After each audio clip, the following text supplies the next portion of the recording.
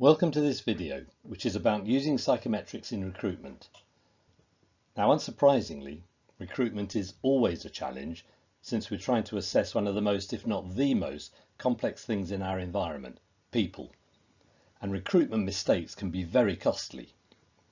This video suggests how carefully selected psychometrics can help the process, but also how selecting the right psychometrics and using them appropriately is far more important than abdicating responsibility to algorithms, hiding behind claims of scientific rigour. Selecting the right people requires that we assess their capability, their suitability, and their sustainability. And by analogy, think about buying a car. Capability, this depends on the engine. Does it have the horsepower? Is it powerful enough? And for this, we use ability tests. Suitability, this depends on the bodywork. Is it solid enough? Do the tyres suit the terrain? And for this, we can use personality questionnaires. For sustainability, this depends on the kind of fuel. Will it run out? Where are the refuelling stations? And what are these stations? Petrol, diesel, electric? For this, we can use values and motives questionnaires. Of course, there are earlier questions, especially what has it done before, the miles on the clock. This is a start, and that is where recruiters usually start. They check a person's experience and track record. And tools of choice are predominantly CVs and interviews. But of course, a wise mechanic will also check that the engine starts and has the power. Let me suggest the psychometric equivalents. So continuing with the buying a car analogy, the easiest question is, does it start? It is not worth an in-depth assessment if that fails, and the recruitment equivalent has become the use of verbal and numerical reasoning tests. These are very widely used, but they are not sufficient to test the horsepower. They require a thinking style that funnels down to reach a conclusion. And whilst this is clearly an important logical deductive capability, today's world is hugely complex, and we need to think beyond the logical deductive thinking styles that these tests measure. We need people with more holistic and flexible thinking styles, something that the right kind of abstract reasoning test can help with. But even more important today is being able to deal and handle complexity and ambiguity. And Team Focus have a unique tool tapping into that called the Decision Analysis Test, the DAT, which not only looks at decision making when information is incomplete, but also checks on people's awareness that it is incomplete, which opens up a whole new area that combines thinking, personality and decision style, identifying the overconfident and the overcautious and the accurate risk takers. But one cognitive skill that is often overlooked is the difference between performance on the open road and city driving. Today's jobs are like an information traffic jam. Navigating it can be frustrating and people lose focus. The memory and attention test assesses how well people can manage busy environments and to keep on top of loads of information, something that the MOD has cottoned onto for Army officers selection. And this, like the DAT, goes beyond simple number correct scoring. It goes into an information processing style that combines speed and accuracy, as shown here. There is far more to the human brain than verbal and numerical reasoning, and these tests begin to address the issue of diversity, not just diversity of gender, ethnicity and orientation, but diversity of thinking style. But now let us also be practical. If you have 20 applicants doing 3 tests, that is a lot of data. How do you manage that in a time-pressured recruitment campaign? It is tempting to abdicate responsibility to algorithms, but this is rarely the best way. Here, I suggest a best practice approach that makes it easier for recruiters but leaves them suitably in control. It uses a traffic light system, i.e. red, amber, green, to summarise the results here according to certain rules which are written out in narrative form here. The key is to set rules that are rational and can be justified if questions of discrimination arise.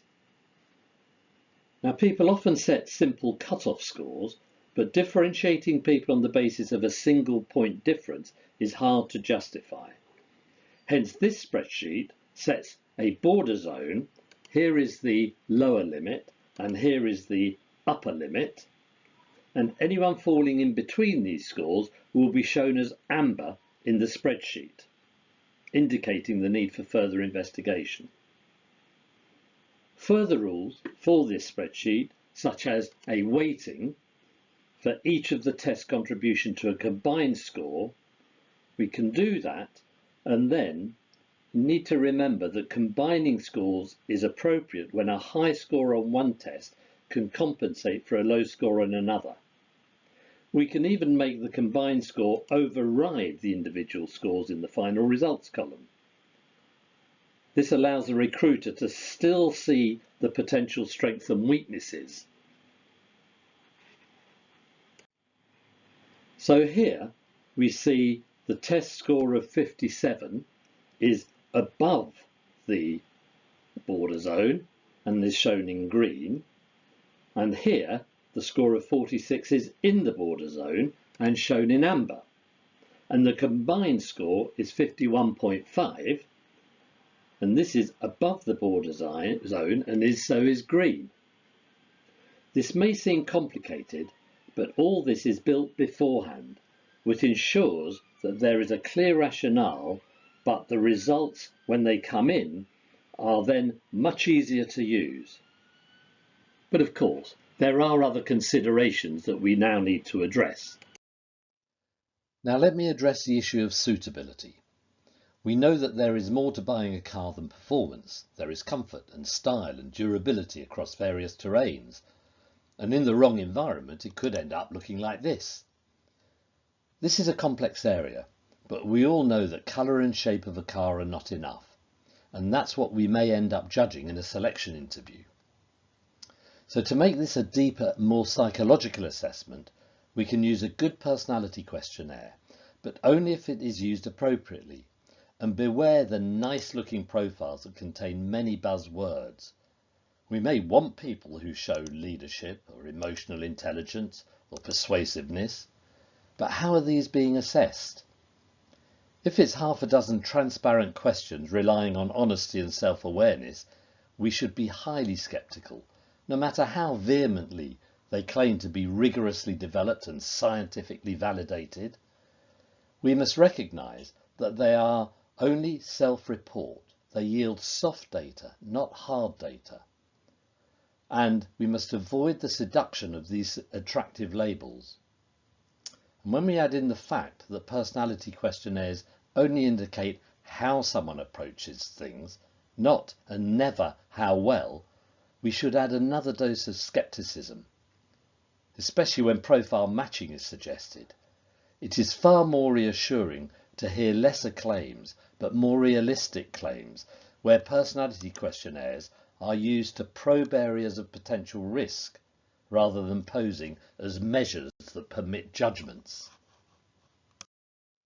And continuing with the car analogy, who has not experienced running out of petrol or having a discharged battery? This is where we need to understand a person's interests and motivations. What gets them out of bed in the morning? What keeps them going when the going gets tough?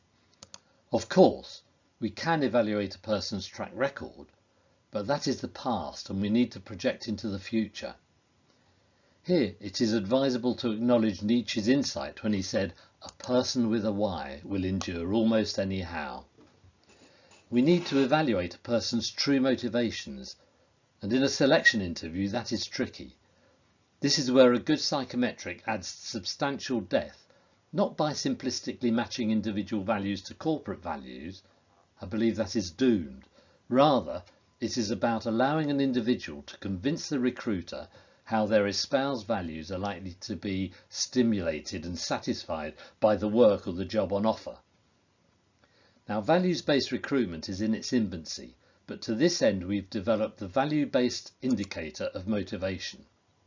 and when this is used to probe, it can reveal fundamental motivations that make a recruiter's judgments concerning sustainability far more insightful. There are more ways to turbocharge the recruitment process. Here are a range of tools that can contribute substantially to the next stage, the first 100 days post-hire, but the themes of capability and suitability and sustainability are all still highly relevant. In conclusion, the right psychometrics, used well, can help recruiters to upgrade their people assessment skills. The right tools enhance the process, they are not replacements. However, we are increasingly being offered IT systems with AI that do it all, that produce profiles that match to a role, and these are usually oversold with too little substance behind them. If you want to know more, you're welcome to get in touch and let's discuss how our tools can help. Thank you for listening.